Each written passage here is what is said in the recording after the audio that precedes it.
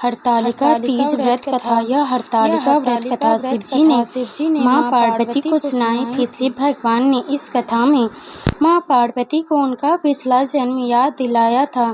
हे गौड़ा, पिछले जन्म में तुमने मुझे पाने के लिए बहुत छोटी उम्र में कठोर तप और घोर तपस्या की थी। तुमने ना तो कुछ खाया और ना ही पिया, बस हवा और सूखे पत्ते चबाए। जला देने वाली गर्मी हो या कपा देने वाली ठंड, तुम नहीं डटी रही। बारिश में भी तुमने जल नहीं पिया। तुम्हें इस हालत में देखकर तुम्हारे पिता दुखी थे। उनको दुखी देखकर नारद मुनि आए और कहा कि मैं भगवान विष्णु के भेजने पर यहाँ आया हूँ।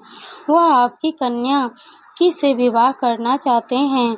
इस बारे में मैं आपकी राय जानना चाहता हूँ। नारद जी की बात सुनकर आपके पिता बोले, अगर भगवान विष्णु यह चाहते हैं तो उन्हें कोई आपत्ति नहीं, परंतु जब तुम्हें इस विवाह के बारे में पता चला तो तुम दुखी हो गई। तुम्हारी एक सहेली ने तुम्हारे दुख का कारण पूछा तो तुमने कहा कि मैंने सच्चे मन से भगवान शिव का वरण किया है, किंतु मेरे पिता ने मेरे विवाह विष्णु जी के साथ तय कर दिया है। मैं विचित्र धर्म संकट में हूँ। अब मेरे पास प्राण त्याग देने के अलावा कोई और उपाय नहीं बचा। तुम्हारी सखी बहुत ही समझदार थी। उसने कहा, प्राण छोड़ने का यहाँ कारण ही क्या है। संकट के समय धैर्य से काम लेना चाहिए।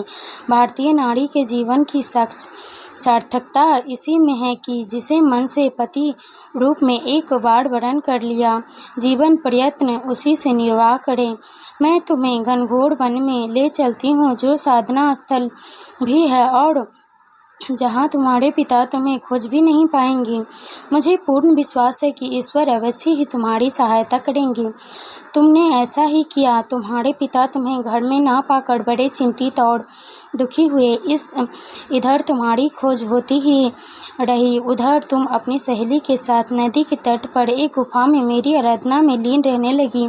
तुमने रेत के शिवलिंग का निर्माण किया। तुम्हारी इस कठोर तपस्या के प्रभाव से मेरा आसन हिल उठा और मैं शीघ्र ही तुम्हारे पास पहुंचा और तुमने वर मांगने को कहा।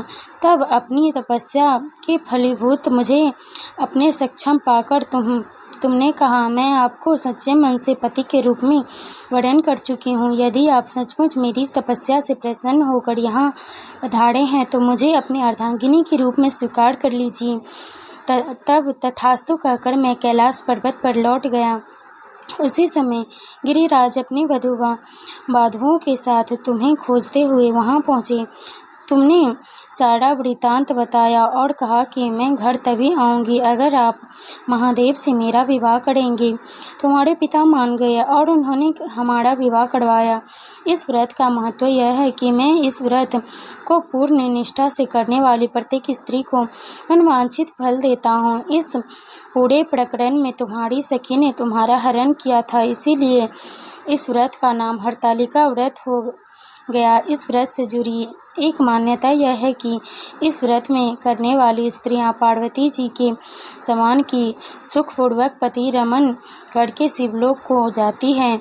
सौभाग्यवती स्त्रियां अपने सुहाग को अखंड बनाए रखने और अविवाहित युवतियां मन मुताबिक वर पाने के लिए हरतालिका तीज का व्रत करती हैं। इस दिन व्रत करने वाली स्त्रियां सूर्योदय से पूर्व ही उठ जाती है और नहा कर पूरा श्रृंगार करती है। पूजन के लिए केले के पत्ते से मंडप बनाकर गौरी शंकर की प्रतिमा स्थापित की जाती है। इसके साथ पार्वती जी को सुहाग का सारा सामान चढ़ाया जाता है। रात में भजन कीर्तन करते हुए जागरण कर 3 बार आरती की जाती है और शिव पार्वती विवाह की कथा सुनी जाती है।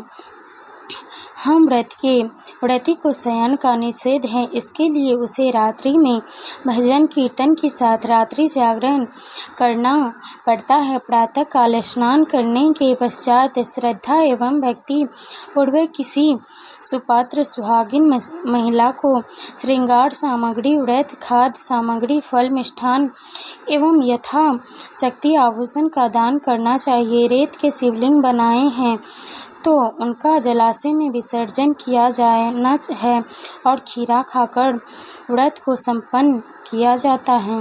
अगर कहानी पसंद आई हो तो वीडियो को लाइक, चैनल को सब्सक्राइब जरूर करें। वीडियो को लास्ट तक देखने के लिए धन्यवाद।